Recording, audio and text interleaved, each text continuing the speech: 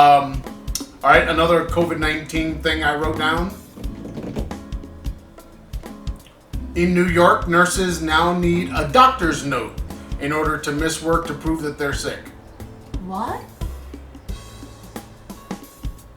What? What? They're nurses! How do you get the note? And when does a nurse get to go to the doctor? Well, I mean, they could just turn to the guy next to No, him. they can't just turn to the guy next to them. There's got to be the paperwork. I mean, if you need a doctor's note, and if you can't work, if you can't come in, that means you got to take your ass home, and that means that you now. No, I'm sorry, you can't just turn to the guy. Well, that's not a thing that can happen. So my sister-in-law is a nurse, and I think she works in NICU, but my sister-in-law's a nurse, and she didn't feel well. So they told her, stay home. Quarantine. They did the coronavirus test. She said that she just had symptoms like allergies. She didn't ever really feel bad. She just didn't feel good. And so she tested positive for coronavirus. But imagine all of those nurses who are feeling like she did. And if she hadn't been like, my allergies are kicking my ass, she probably wouldn't have gotten a test.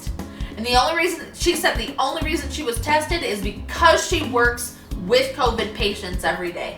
Okay, but what does that have to do with what we're talking about? She didn't get a doctor's note. Her nurse. I know, but she's not in New York. No, but her nurse supervisor just said, just stay home, we'll test you. Yeah, and no, but blah, that would have been then and in a different state. Right. It's just stupid. These nurses, these men and women, are working with these people every single day. The chances that they have contracted the virus are, pretty high. That's kind of the point. Why would you, if New York has the highest cases of anybody in the country, and then all of a sudden you start telling nurses that you're not going to get paid for that day off. Texas has had a 5% increase in reported cases just today. How do you tell people you can't, it's always been dumb, and we've seen it all over the world now, where companies say you have to get a doctor's note to prove that you're sick. That's why you missed work. But I'm sorry, I missed can't get work, out of and then bed. I had to go to the doctor. If I was well enough to go to the doctor, I probably was well enough to come to work. Yeah, I remember when you and the kids had gone to Michigan, and I was so sick. I literally could not pick my head up off of the pillow, and they wanted me to go to the doctor. And I'm like, first of all, I don't have a doctor. Second of all, I can't get out of bed. Right. The bathroom is 3 steps away. I can't get out of bed. Point? If you're a nurse working with COVID-19 patients, at what point can you be like, I'm too sick to come to work? Because the nurses, from what we all know, doctors and nurses and anybody working in that industry, yep, phlebotomists, they're basically lab techs. They're going to work in some cases not feeling so great because they know that they need to be there to help these people.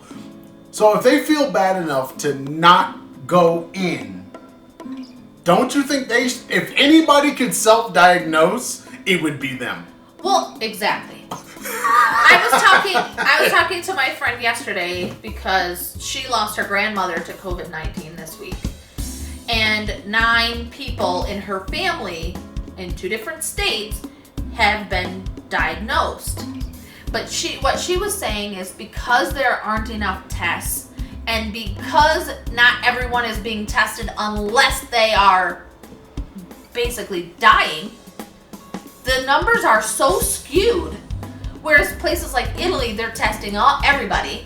If you don't feel good, they give you a test. But in the United States, people like her and her boyfriend and her siblings and her cousins, they couldn't get tested because their symptoms weren't as severe as her parents and her grandmother and her uncles and her aunts. So the numbers are so skewed, but then you see all these celebrities saying, I'm pretty sure I have it, or I'm pretty sure I had it, but I couldn't get a test. So that's the way they're keeping the numbers down. Yeah, if you don't test people, you're not going to ever get the numbers, the accurate numbers, and yes, your numbers will stay low.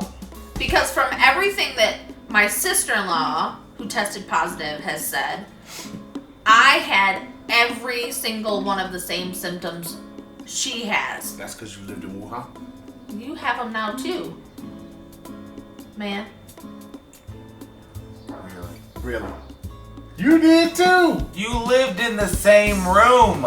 Listen, if I start saying... I'm doing to Wuhan what I did to Hokkessin. I'm just pulling it out. I'm like Dumbledore. I'm just gonna pull it out of my... I wish I could do that. And then burn it. Yeah, I don't... I'm sorry, but no. This idea of trying to... I mean, the idea that you're trying to... It's like you're trying to recoup something. You're trying to get something back from these grifters that are those bad intentioned nurses, you know, who are working 14, 16, no, fuck, 72 that doesn't matter. shifts. They are dishonest people, and they're just trying to get over on the system by staying home. I mean, come on. I mean, really? I mean, you can't call them heroes in one moment and clap for them at 7 p.m. every day, and then at the same time, you have to watch out because they're going to take advantage of the system, and they're not going to really be sick when they say. I mean, and somebody said it today. There is an idea in the United States, which I've never seen anywhere else, the idea of a mental health day. If anybody needs that mental health day, it's somebody watching people die every day. No shit. You know? Piling up bodies in closets and stuff. So it's like, why would you go after them like they're part of the problem? It's like, no, they're not. And if they all just decided to not go in, like what's happening in some of these nursing homes, if they decide just to not come back again, guess what? People die. Yep. And they die in high numbers. Yep. There was one nursing home, almost 60. There were 68 deaths. 60 plus people died. It's like, how big is this nursing home? I mean, think about it. If 60 died. The one that I worked in, it was my very first job, and I worked there for a year and a half. And we had probably 300 plus residents at any given time. And imagine if 60 of them died. They all have infected everybody else. Yep. Yes. Every single person in that facility would have been infected. And then of course they have other things going on. They're old. Shit, I'm in my 40s. I have a stack of fucking pills that I have to take every day. So why would you assume that your staff would just be throwing them to the wind and be like, no big deal, I need to stay home today and not go in today. Well, I think I just want to get paid while I think one of the things that and I'm not sick. The people who made this new rule, they aren't taking into consideration how attached these caregivers get to the person that they're caring for in just a short time. Yeah, but I don't think that matters. Even if they did take a mental health day, it's necessary. But isn't that the point? You can't get a doctor's note for a mental health day. So what they're saying is, you can't take these days off and get paid. Yeah. And your job is in jeopardy because you didn't show up. Yep. Really? Something about that just sounds crazy. I mean, we could take a mental health day when it was not an emergency. Don't you think you should be able to take a mental health day if it is an emergency? Right. Because you kind of need it. Look at the police. Look at everybody. Everybody needs it when something is going on, something is happening. You're going to need, and that's why you have to have your staffing levels to the right level. And a lot of these places did not have staffing levels at the right level after 2008. So now they're finding out that our staffing should have been higher. We shouldn't have fired all these people back in 2008. And all of a sudden now they don't have the staff that they need. Right. So you can't take that mental health day because there's no one to come behind you and be there. My cousin is a traveling nurse, which means that for weeks on end, she may be stationed in a different state, and she goes and she helps out at hospitals or doctor's offices, whatever her company sends her to do. And she has been saying that she needed nurses for a year. She does not have enough staff for this job. And I was talking to a family member who's a nurse, and she does medical, like the insurance processing for the hospitals. And I said, why don't you just pick up more hours in a hospital? Because she was saying she wanted to help more than what she's doing. And she said, because I'm an RN and the hospital won't let anybody work with patients that aren't an LPN. And I'm like, wait a minute, they have like 300 job listings on your hospital's website for nursing alone. 300 plus jobs, and you can't go and work with patients because you aren't an LPN, you're just an RN? What do these letters mean? Registered nurse versus licensed practical nurse, or I think. Something like that. Yeah. I mean, it's the amount of the amount and probably type of training is going to be slightly different based on the type of nurse. But they all have basic medical. They all have nurse training. Yep. So I'm sure that there's something that they could be doing to help supplement in the ER, in the, even from a paperwork standpoint. I mean, they're talking about, I don't know if you guys heard this, they're talking about taking people who have already applied to medical school and they've gotten into medical school to forego their first year of medical school just to literally take them now, pick them up and put them into the hospitals. Work in the community for the first year of medical school. Well, not work in the community, work in the hospitals doing whatever it is that they could be doing with no information, like no ability, no training, no nothing, and pick those people up, put them in there, and then call it on-the-job training. Essentially, that first year of, so really, those people can go, but you're telling me RN, LPN, and all of that shit really matters at this point? I mean, come on now, that sounds psycho. Yep. Because every nurse has a certain she went baseline. To nursing school. She There's a certain baseline of training that makes you a nurse. Mm-hmm. So you could go in, and even if you didn't know it all, let's say, you could be told, and you would understand the bottom. You would understand the basics of why you would do it. But nobody knows it all. Well, I'm just saying, as a nurse. Like, you don't do this every day. But she's still a nurse, and there are other hospitals in the city where they have registered nurses, RNs, and LPNs working together. So this is not a state thing. No, this is the hospital system. Okay, then that sounds like you're just fucking idiots. That just sounds like you're stupid. It's just a hospital that she works for. That's like me sitting here and you saying, I'm a mother and I can cook, and I keep saying, no, you can't cook because you don't have, culinary. Right. You didn't go to culinary school. It's like, what? You don't have But I'm hungry. Culinary training. I mean, come on now. Really? Yeah. It's just the hospital Alright, she works for. I can't do any more of this. Do you have anything else to do with COVID-19? Because I have nothing else. I don't even want to think about it. I'm just looking at the things scroll through, seeing that there are a lot of states with no new reported cases as of this morning. Yeah, but now it's not about that. Well, as of 4:43 yesterday. Now the problem is going to be as it makes its way through the urban or the rural areas, which the is happening suburbs now, and the more rural areas.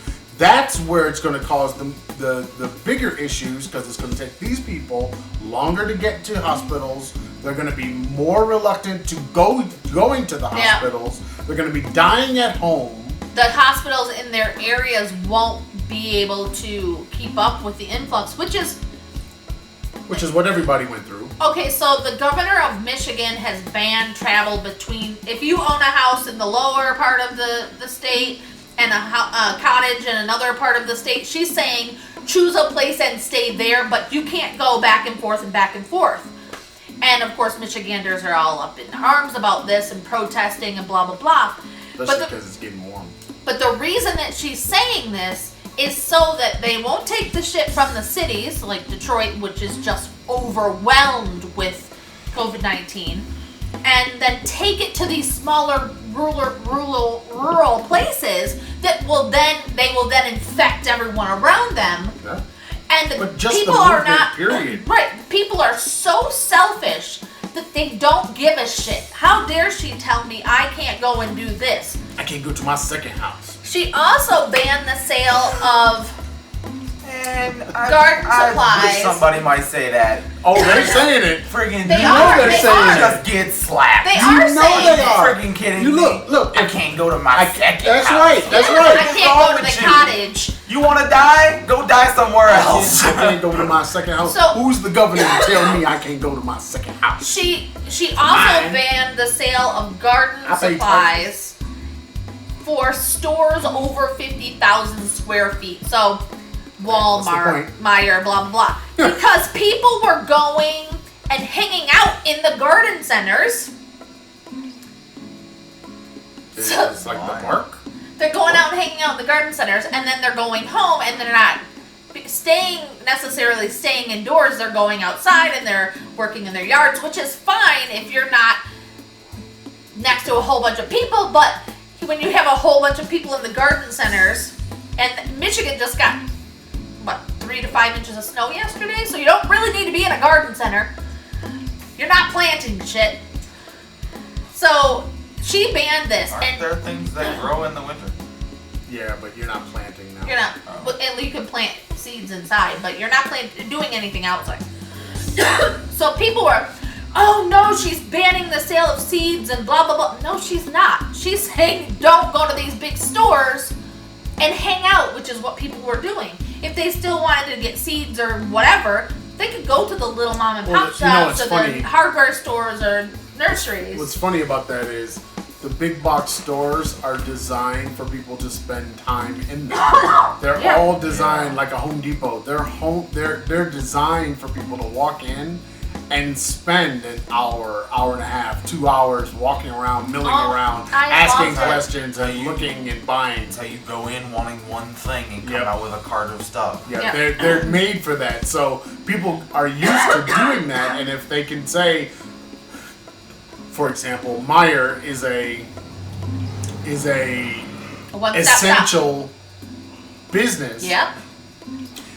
Well, that means I can spend more time in the store, but shopping, and I'm not stuck at home. Yeah, well, guess what? Meijer used to be the place that we went to on sometimes Friday, Saturday nights, just because we didn't have anywhere else to go, and you could literally go to Meijer and walk around and see your friends, and so also and pick up a date. Yeah. Oh yeah. Oh yeah. When Grandma called me. Hotties be at Meijer. When Grandma called me last week, she had said that Meijer locked off all of the toys and games and movies and all of that other stuff. Only healthcare products and food are the only things that you can get in Meijer anymore. But that sounds kind of. The governor is trying to keep people from playing. Yes, but that doesn't. But that still sounds crazy because people have to stay at home. So now you're telling people that they have to stay at home, but now you can't buy the things that would make being at home that would occupy you. But you can especially order your children. You can order it online. So you're gonna get it slower. Yeah. No, if you ordered your stuff online and did a pickup yourself, you just go to the pickup line, they put it in your car, and off you go. But that doesn't eliminate the going to the place. It eliminates you getting out of the car and walking around all those people. Well, yeah. If you pull up and you have your printed out ticket and say, they scan it, oh, okay, Mrs. Farr, let me go and get your things. They come back with your cart. They put the stuff in your car. You never left the car. Hopefully. You pay with your card and off you go. Or you've already paid online. Hopefully. Yeah. Yeah, because, that's that. Most people, when they go to stores like that, these are stores that they've been to multiple times. They may know the people at the store. And, oh, yeah, absolutely. So they're going to... You're still not getting the distancing that you'd want. You're still getting the problems. All right, so... that's all I got on the COVID-19. All right. I have a feeling that either it's going to be less cases and stuff here in Mexico, hopefully, and everything will be opened up by the time we're about to leave, or we're going to be trapped here. They are going to fucking explode with cases because they didn't do the social distancing that everybody was thinking. Well, you that saw they were Florida doing. opened up their beaches today, and they were already full. Like they opened them up. I saw pictures from Jacksonville, and they opened the beaches today because hey, we got to get back to life, right? And the beaches were already packed. Now they're supposed to be just for walking, running, exercising, not sunbathing and relaxing. Well, what's the difference? There's no difference. But it was cram-packed. Yeah, well, of course. At sunrise, it was cram-packed. I know, but why wouldn't it be? It's open.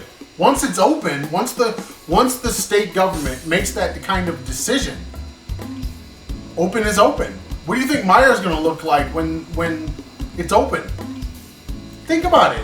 It's going to be open. And Meijer's is a 24-hour place. Yep. So once it's open, it's going to be full. My friend would complain about having to go to Meijer. She said what normally would be a 30-minute shop. I would never spend more than 30 minutes in the supermarket. Took her 3 hours because there were so many people just milling around, touching all the stuff. I'm telling you that... I don't know, those people that covered themselves in garbage bags and covered their whole bodies and stuff, they're starting to look really smart. Yeah. They're starting to look real smart because... Dude with shit on his face? Unfortunately, you're not getting away from people. It's not happening. I mean, some places where they're beating people for being out, maybe. Like India. But outside of that... like they were doing in China. No, they were doing it in India. They were doing got it in tape China. of these Yeah, I people know. beating people on motorbikes, like stopping traffic, and then when they would pull up on a motorbike, start beating them with bamboo sticks. That's what Frank said that they were doing in China. Whenever someone would be on a bicycle or something, it would be like old people out there just with the brooms. Okay, but there's a These were difference not between old old people. This is the police. This is the police. There's a difference between citizens attacking citizens because they want, them to follow the rules. This is the police are beating them with big ass bamboo sticks. And I'm not swinging. I'm not talking just a little tap. No. They are beating the fuck out of them. Well, they're not. Oh, You just went a little too far. I've seen. They're not bloody. They're not. Listen, they're not stuck but bamboo there. doesn't always make you bleed just from a few whacks. If you beat the fuck out of someone with a bamboo stick, I saw one yeah, dude. they're gonna be little. One cop was beating this guy on his motorbike. The guy fell down, and the cop kept going. That's beating the fuck out. Nah, he can get up again. If you can get up again. See? Why? Why is this happening? Why are there meow meows walking around? Meow meow herder. Alright. If you want to find the Traveling Farrs, you can find us on the YouTube, Facebook, Pinterest, iTunes, Spotify, Google Podcasts, or any place that does podcasts at the Traveling Farrs. If you like the Instagram or the Twitters, which you should be checking out because I'm doing stuff on Instagram and he's doing stuff on Instagram and the Luna Wolf person is doing stuff on Instagram and it's like every day and shit is just you should be paying attention. As the kids say, it's popping off. It's oh boy. If anybody say it's popping off, then maybe they should be popped. On the Instagram and the Twitters, we are Traveling Farrs. If you like the email, which Karen reads incessantly, travelingfarrs@gmail.com, and the blog space. Did you give a book list from last week? Did you do a book list on the blog space? Yes or no? I didn't. See? Maybe I. She said she was going to do it. She said she was going to do one job. No, I've had many jobs. You had promised the people. That's our time. You told the people. That's our time. Blog space, thetravelingfarrs.blueberry.net. No E's in the blueberry. We are out of chill. Say goodbye to people. Bye, people. Peace.